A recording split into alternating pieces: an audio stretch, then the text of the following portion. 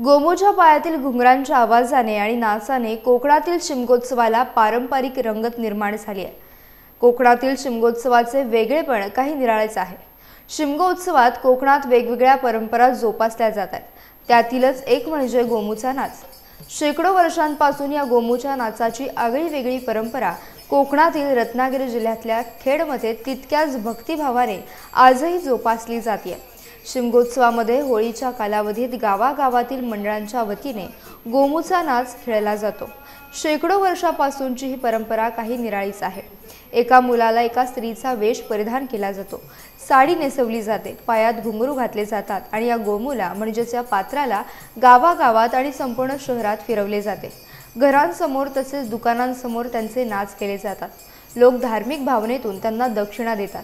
अशा प्रकारे जमा झालेली दक्षिणा एकत्र करून त्याचा नैवेद्य केला जातो आणि तो घरी नेला जातो। गावागावात दुकानांसमोर संकासूर तसेच राधाकृष्णाची गाणी ढोलकी टाळ तुंतुणाच्या तालावर म्हटली जातात। गोमूच्या पायातील घुंगरांच्या आवाजाने शिमगोत्सवाला खेडमध्ये चांगलीच रंगत आली आहे।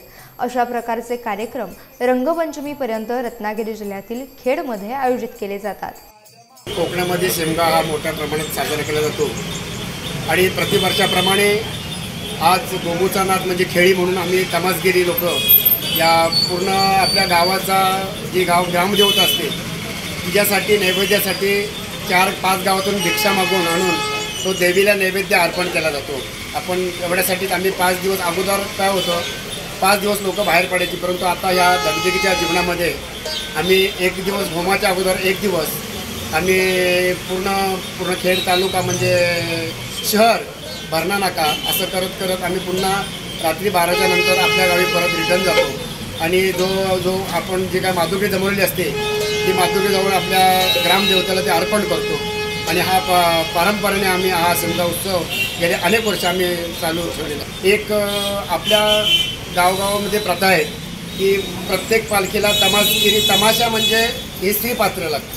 स्त्री पात्र पण तो मुलगाच म्हणजे जशाप्रमाणे वाघ्या मुरली म्हणजे जो खंडेरायाची मुरली जो वाघ असतो तोच विषय आहे इथे या ठिकाणी सुद्धा, परंतु देवासाठी तो मुलाला आम्ही स्त्रीपात्र वेशभूषा करून आम्ही पूर्ण देवाबरोबर सुद्धा हा पालखीबरोबर तमाशाचा आमचा कार्यक्रम या ठिकाणी चालू असतो।